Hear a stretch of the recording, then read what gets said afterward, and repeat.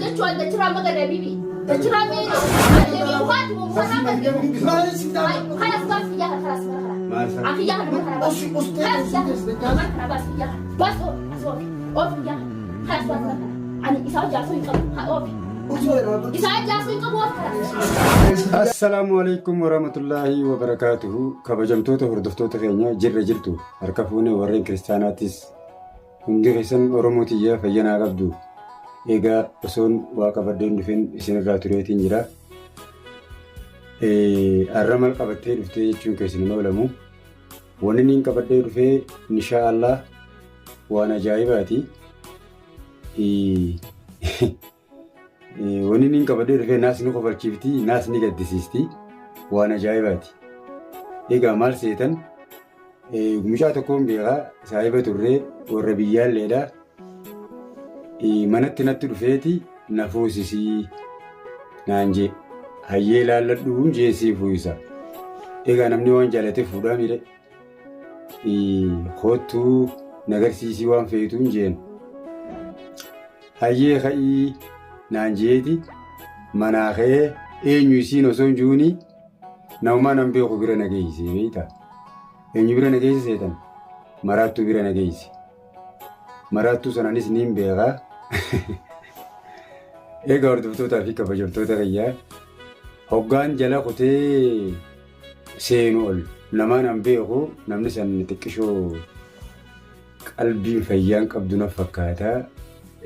Waan na godhe namni tokko akka aadaa teenya aadaa Oromootti akka aadaa Islaamaattis akkuma amantii namni qabu hundattis namni tokko namni nama dhufe samii jala katti dhufan dachi mana fiitti naman tokko namni mana fiitti abbummaan fadhee nama kabaja namni nama dhufe nama jeese akkas jedhanii mire akkasitti innummaan kunillee waa nama fayyaa qabu natti hin fakkaatu innummaan na fuusisinaan jee kunillee waa nama fayyaa qabu natti hin fakkaatu namni aqlii qabu isiisan biraa hunda guyyaa yaada garuu akkana fi kana jee isiniin himu namni kun eenyu seetan namni kun isiniin daawwachiisu deemaa daawwadha waan namni san na godhu mana isaatti na tume natti nan bifne walumaanuu na tuman jeetii yaada kana tume qachi na geesse mee daawwadhaa viidiyoo kana daawwannee walitti deebina. Gita nabaatu dhalaaf karaa balteeti akka nu gooti malee sila Afrikaa jiraatti namni ableessite. Waan jechuun dachirraa maqaa bibi dachirraa miidha وقت مفرغ خلاص بس ياها خلاص عفي ياها بس بس ياها بس اوف ياها خلاص بس يعني إسحاق جاسوي قبل اوف إسحاق جاسوي قبل يا في ديس درس او بليز انا برد ياها ترى بيها بس ولا اسمه شنو عمل ولا وبليتي لا بابا وبليتي لا ما انا نفسي لا ما راح يفتد بيفور في ما دام انا ما خيتي ايوه شاورت في jechuun ati maali ati maali isaati jechuudha. Akkasii beela bood. Naatti rakkoo malee sun fuudhee naatti rakkoo diinii namni dhufe sama kattu dhufan dachi guyyaa mana dhufe namni na kabaja. Maali jasiitu maali. Nama akka bira dhufe. Amma duruu ni fidee. Akkam namni nama dhufe samii bari kattu dhufe dachi jala akkamitti hayi osoo nu egaa hordoftootaa fi kabajamtoota keenya namni kun urjiidha kunoo akkuma agartan. Urjiin naa hojii turte. Naa waliin illee waa daddalagu turte. Akka nama na jaalatuutis ta'e. Urjii jechuun nama maraata. Nama ati bakka takka hin jiru. Ilmi namaa kun adda addatti uumama. Uumummaan namaa tunuu adda adda. Akkuma fuullee addaatti keessee adda. Kanaaf rabbi haa qajeelchuun urjiin mana isiitti afaan jajjabaanatti dubbattee gurbaa kana maaliif fiddatteeni ati na salphifti nama wal salphisuun gaarii miti rabbiin wal kabajaa jee namni bar jaalaltummaanuu kabajaa keessa jirti bar nama wal kabajee bira jaalalti jirti jaalalti dhugaa akka namni tokko akka fadhiyoo ta'e yoo mana dhufe mana fiitti yoo nama dhufe nama jeese asilaa isii tana see mana sii sanan dhaqu gurbaan kun fuudhee mana sii nageesse gurbaan ibiifuu nama tartiiba qabu miti kanaaf natti nan bifnee ganaadha uleedhaan nan lafaa kaatee na tumtii dhugaa dubbachuuf na salphifte. Wal salphisuun gaarii miti. Isa caalaa gurbaa kanaatu na salphise. Rabbii san salphisinii namni niin fuudha jeetuma fuudhu beeytanii. Ilmi namaa kun eeguma hudduu irraa hin qabne malee hundi bineensa haa yaa'u. Ilma namaa numan amanina. Ilmi namaa yoo haadhaa fi abbaa keetee malee ilmummaan nama obboleessaas obboleettiis hundi haa ta'u. Hundi ilma namaatu haasita. Tokko toltu waliin yaadu zamana akhiri. Kanaaf obboleeyyan kiyya mee ammas waan urjiin na gootu. Haasawinummaan kunuu akka itti nama dubbisan qaba. Mee daawwadhaa kun urjii. Dubbisuun sababni na itti ooftu maali? Waluma beena dhugaadhaa. Hamtuudha beetanii? Wal beenee urjumaa bita gallabe? Ni beekaysa. Isa wal beetanii. Ay koi magata kasirraa mi amma jechuun namni magata kasu jiraatu bara loonii fi akkas loon beeku baate akka ayyatti taatu loon beeka bara naafi loon beeku akka itti wal bareefu wal bareechu dura wal bareefu dura wal beeku. Nama walloota iddoo akkaan walloon bitira ati naasu jira mushis dara si naasu jira. Maaliif siyaasa? Sababni maaliif siyaasa yoo ta'e aniin tun horii dhamoo yaani magaalaa dheetti toliitu deemta ni taati bara walumaa namni gaddeemi ni taabu naaf ta'u jee nama garsiisa. Horiidhaan aan horiidhaan. Kana mana kanatti deem nagarsiistuuf. Jechuun gammachuu keessaan duuba siin garsiifadhaa naan jee dafite. Gammachuu keessaan dabiibi dhageessii fiduma. Feensi naala jee fidee. Dhagee jechuudha. Qorichi nama gargaara. Sana jechuun ati wanni jaalataa ilmoo qaba maal qaba itti akkas godhatteefu. Anama. Jaalataa ilmoo qabaachuu hijibaaf dhugaadhaa qaba. Awwan sitti hijiba jaalataa. Natti hin geejjibne. Akkaan seera dhugee tura muduraas jechuudha jaalataa. Duraan jechuun waan si jaalatan duraan illee haa ta'u. Egaa hordoftootaa fi kabajamtoota keenya akkuma agartan kana waan ajaa'ibaati. Rabbi nama salphisinii urjiin namni tokko ni jijjiirama. Ilmi namaa jijjiirama keessa ilmi namaa hogguunii fi haadha garaa dhalatu. Akka dhalatisanii wayii ta'a. Inni hombola hudduun taa'a. Hokkufaan lafaa ka'a. Miilaan deemee lafa kufa. Osuma jiru ka'ee deema. Sammuun ilma namaattis akkasi. Jijjiiramaa deemte jechuudha. Isiin tun yeroo dheertuu wanni isiin hojjettu mujaadala. Bakka takkan teessu yoo ol ijaaniin gad jetti. Yoo gad ijaaniin ol jetti.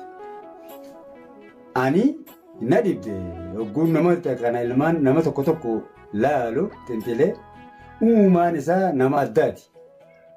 Kanaaf rabbiin kun nama quufa. Rabbiin ilmaan Aadam kana durarraa hogguunii fi rabbiin harka isaa dhadhaawatee Aadam kalaqee Aadam kophaasaa jannata keessa osoo deddeemuu haawarraa kalaqe. Shariika godhee fi nuti ilmaan Aadam jechuudha. Ilmaan Aadam warreen ammaan dura qaalii rabbii dhaga'uu didaniiti aanbiyaa rasuulatti ergee sallallahu alaihi wasallam aanbiyoota alayhi salaam nabiyyoota amma duratti erge hunda qaalii didanii musiibaadhaan isaan gatee fixe. Nuti ammoo warri addunyaarra jiru kun ni beeytanii warri amma addunyaarra jiru kun ilmaan nuu sadeen nama 80 keessatti amanee warra doonii ammaan tana horii kana ni beekti doonii ammaan tana toltee markaba ammaan tana tolee faranjiin itti fayyadamaa jirtu kana waa'ee rabbiin nabi nuh godheeti walii dhadhaadhu jeeni nama isatti amane qofa ol baafadhu jeeni nama 80 itti amane 80 isaa san ilmaan sadeen isaa kabishaan nyaatee kabishaan xuufaanaan nyaatee kachirraa hafe malee kachirraa hafe ilmaan sadeen kaan Afrikatti hagalee kaan isheetti kaan Yahudee kana amma namni addunyaarra jiru kun ilmaan nabi nuyi guutumatti nuti obboleeyyanii akka kara tokkotti sugguun allaalu jechuudha.